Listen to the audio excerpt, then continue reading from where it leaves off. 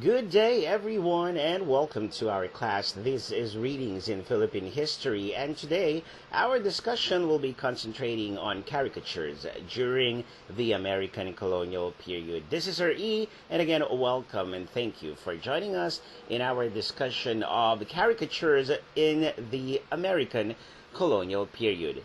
Did you know that during the American period in the Philippines, that was back from 1898 to 1946, caricatures or illustrations such as this served as powerful visual commentaries on politics, society, and culture.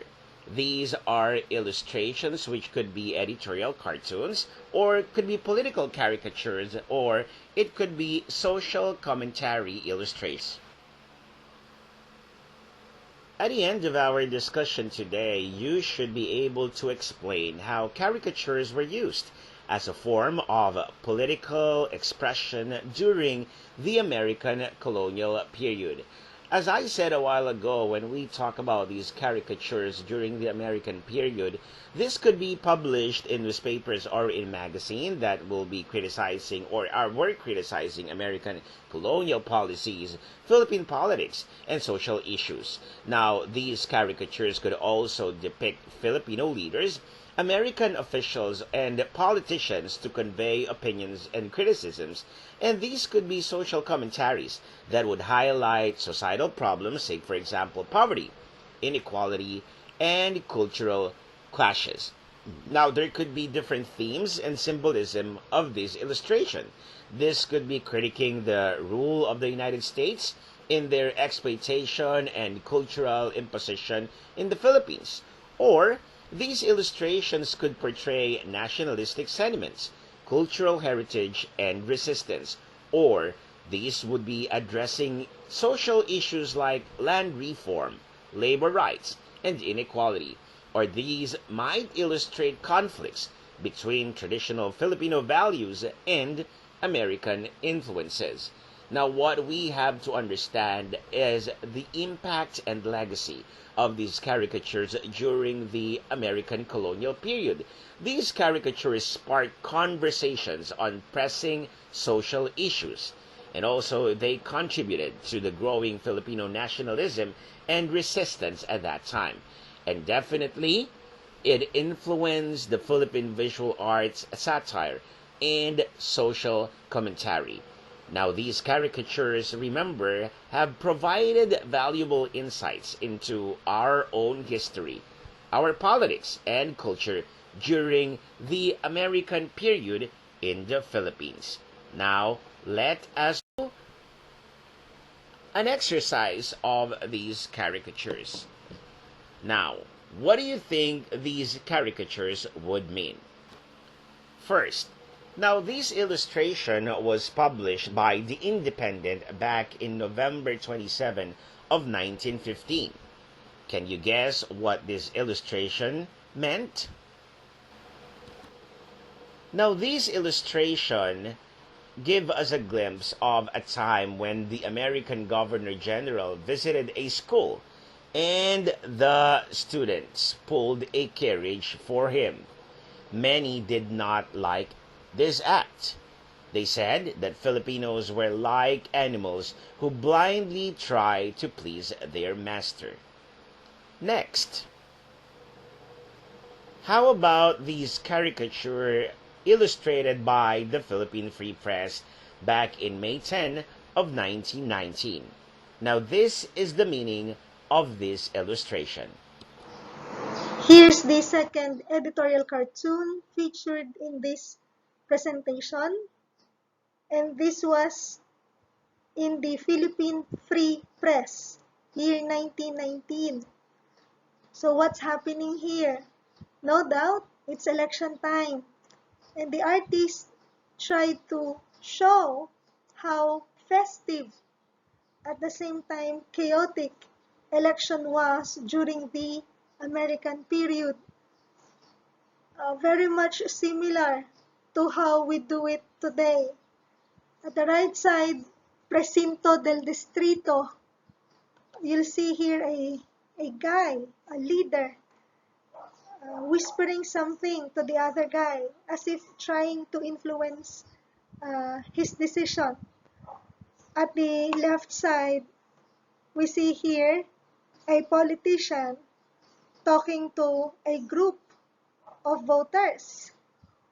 Parang mainit ang ulo nung isa, lintik. And at the uh, top left, we can see a guy still holding, I don't know, perhaps it's meeting the avance. And we have here a store selling refreshments. What else do you notice here? Notice that you cannot find any woman in this caricature. It's because during that time, only men had the right to vote. Right at this time, it showed how festive our elections were. It also showed that the Spanish language was still very much in use during the American colonial period. Next, let us look at these caricatures published by The Independent back in August 24 of 1907. What do you think these caricatures meant? Let's see. Now, this illustration shows that Filipino politicians were trying to get the favor of America. In those days, American support for a politician in an election was highly coveted. Next, here is a very important caricature during the American colonial period published by the Philippine Free Press back in April 3rd of 1937. Can you guess what this illustration meant? However, this illustration gave us a glimpse of women finally being able to exercise their right of suffrage. Next, how about this illustration coming from the Philippine Free Press, published on May 4th of 1940? Can you guess the meaning of this? Now, this was when Hitler started to wipe out Jews in Europe. Now, our Commonwealth government opened the Philippines to Jewish immigrants. The Filipinos had mixed reactions to this idea. Some liked it, but others did not, particularly the Philippine Assembly. How about this one? This is a caricature as published by the Philippine Free Press on February 12 of 1938. What do you think is the meaning of this editorial cartoon? Now here, the laborers and the capitalists were in conflict. Here it shows that Quezon seemed to side with the capitalists. Take note that the newspapers then were bilingual. A Spanish translation always accompanied the English phrases. But there was no Filipino or Tagalog translation. How about these illustration published by The Independent last June 16 of 1917? Now, this caricature criticizes the police for going after small-time criminals instead of going after big-time criminals. Juan de la Cruz, as portrayed by the man with the hat, is pointing out to the authorities to go to a different direction.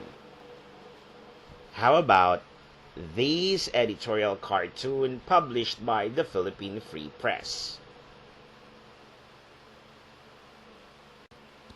Now, colorum taxis were existed back then, and this illustration gives us an idea that there were many accidents during that time that caused deaths involving colorum taxis. The police seemed to give a cold shoulder on the issue. How about this one? An illustration published by The Independent on August 4 of 1917. Look at the illustration. What do you think these meant?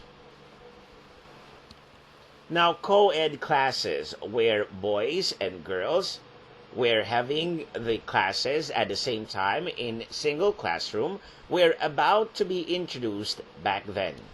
The Filipinos were wary of the issue. They seemed to be criticizing this entire idea. They were afraid that it might lead to unwanted courtship and class destruction. How about these illustration, also published by the Philippine Free Press? Now here in this illustration, it showed that necking and petting in cinemas were already existent back then. Now, let us see what these caricatures actually displayed during that time.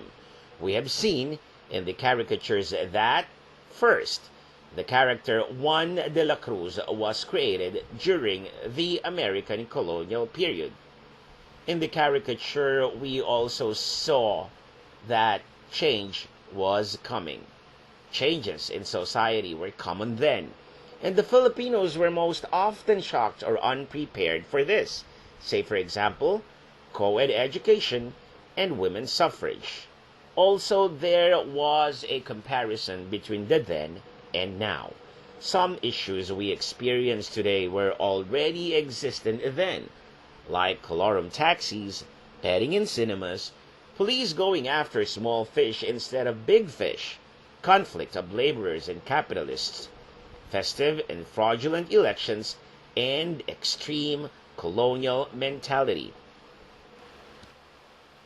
Also, we saw in these caricatures that the Spanish language was very much alive even during the American period, and that press freedom was very much evident. One can criticize anybody or anything, and he won't be jailed for doing so. And that wraps up our discussion on caricatures in the American colonial period. This is Readings in Philippine History, and this has been Sir E, your instructor for this course. Thank you for joining us today in our lesson. Until next time. God bless you all.